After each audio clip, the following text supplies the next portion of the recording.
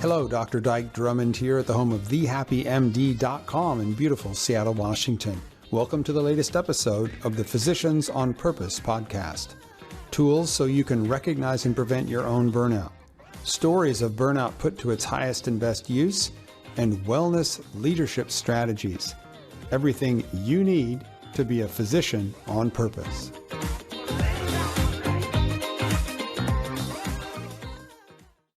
Hello, Dr. Dike Drummond here at the home of The Happy MD in beautiful Seattle, Washington, with the latest in our Physicians on Purpose podcast series. I'm flying solo here today. What I want to do is talk about the Lightworker's fork in the road. What do I mean by that? Well, each of us, you and me, at one point in time stood at a fork in a road. Imagine a gravel road running through woods in the country, late summer, in the afternoon. Maybe you can hear some cicadas because it's that time of year. And there you come upon a fork. One branch goes left, one branch goes right. You must make a choice. I call this the Lightworker's fork because this was a place you and I both stood perhaps years ago. For me, it was back when I was in my early 20s, where you had a choice to make. You could go into medicine as a profession. You could go to medical school, or you could do basically anything else. And you looked in the mirror, you acknowledged that it's a long, hard road that you're going to hoe in order to become a physician. You said, by golly, I think I've got what it takes. And you were driven for some reason, conscious or not, to live a life of service and contribution. You chose to go to medical school, and in that choice, you became a light worker.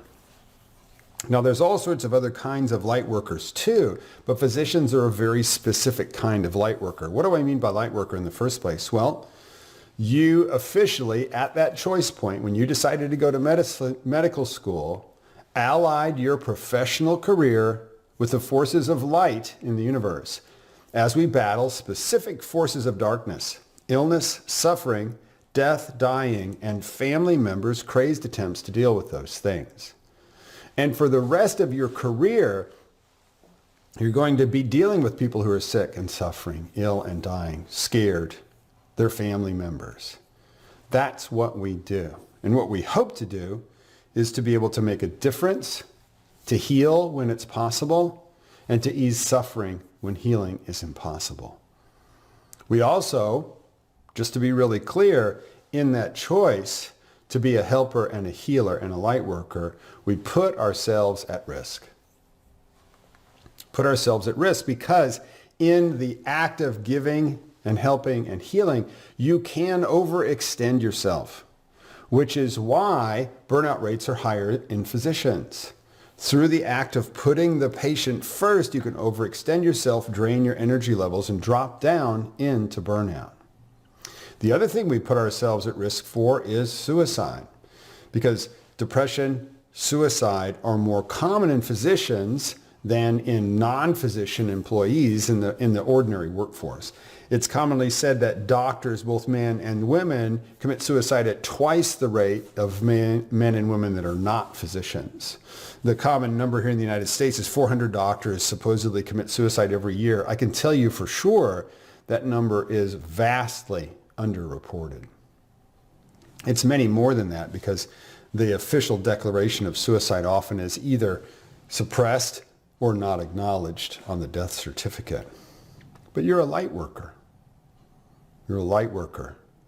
And the challenge is, and the ultimate challenge of burnout, once you get through the medical education system, the challenge is to take the roles, responsibilities, and work overload of being a physician, a helper, and a healer, and incorporate it into your life, your personal life, you and your family, in a way that's healthy, allows you to make the difference you'd like to make in your practice and as a physician, at the same time allowing you to have a rich, fulfilling, satisfying life.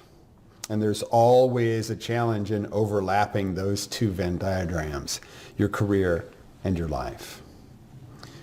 But one of the things I want you to know is, in part, we chose this. We chose to be light workers, to be the people who run towards the noise, people in the emergency room, the folks that are seeing the people that are dealing with a cancer diagnosis. This is what we chose to do. And part of our mission is to be able to sit in the heat with our patients, to be able to recognize, hopefully, when we are wounded by the work that we do, and take the time and put the energy into our own self-care and our own recovery. Now, the challenge for most of us, the biggest challenge, is that between the decision at the Lightworker's fork in the road to become a Lightworker, to go to medical school, and the ability to actually practice medicine as a board-certified doctor, there's a huge training process. Let's just talk about it for a second. Med school, 4 years. Residency, 3 minimum. I'm a family doc, so for me it was 4 and 3, 7 years total in the medical education system. However, I've met doctors who, between med school residency and a couple of fellowships, have spent 16 years in the medical education system. And the challenge there, the thing that sets us up to burnout in practice, is twofold. One is we get used to the second of healthcare's 2 prime directives, the one that says never show weakness. You can't stop. You can't not show up at work. You can't take a sick day when you're in training. Sometimes you can't take a break to eat or sleep or pee or poop or any one of the normal self-care activities that keep us healthy, especially under stressful conditions. But there's a prolonged period of time when we learn that exhaustion is basically normal. Showing up with your energy levels below 0 is normal. And there's also a prolonged period of time where we center our entire life on our education. What happens to most of us is when we leave college and go to medical school, a lot of our friendships go away. A lot of our hobbies and interests go away because there just isn't room, aren't enough hours in the day, not enough attention and bandwidth to actually maintain a richer and more diverse life, a richer and more diverse set of relationships. And so we cone down our awareness to just be our career. Our career becomes our life. And so in the brainwashing process of 7 to 16 years inside the medical education system, what happens? We learn a very specific way of being that denies our own humanity and our own human physiological needs, and we cone our life down to being focused only on our career. And then the doors are flung open, we graduate, we're board certified, and now, only now, we started as college graduates, now we're almost 30, are we tasked with fitting a medical practice as a career choice, a light worker as a career choice into a life.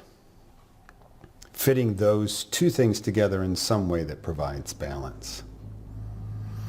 Now, what I want you to do is listen to episode number 12 here of the podcast, talk about why burnout's not a problem. But that is a little bit of the origin story as I see it in my own personal life and in dealing with thousands of burned out physicians as a coach and a trainer. And I want to say, hey, we're part of a very special tribe. Lightworkers. Lightworkers. And one of the things I want to say is that as physicians, anytime we can get together outside of work to spend time together with other physicians when we're not seeing patients is therapeutic.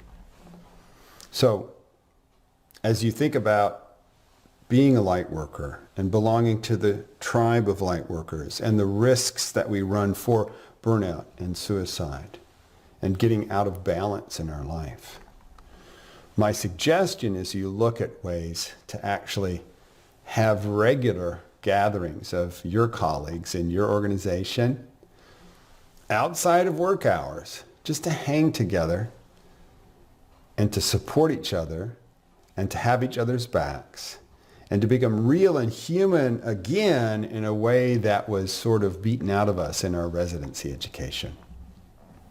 Because one of the antidotes for the Lone Ranger isolation and overwhelm of being a physician in modern practice, of working on your own to figure out how to be a light worker in this modern practice of medicine, one of the antidotes is for us to bond tighter as a tribe and to take better care of each other.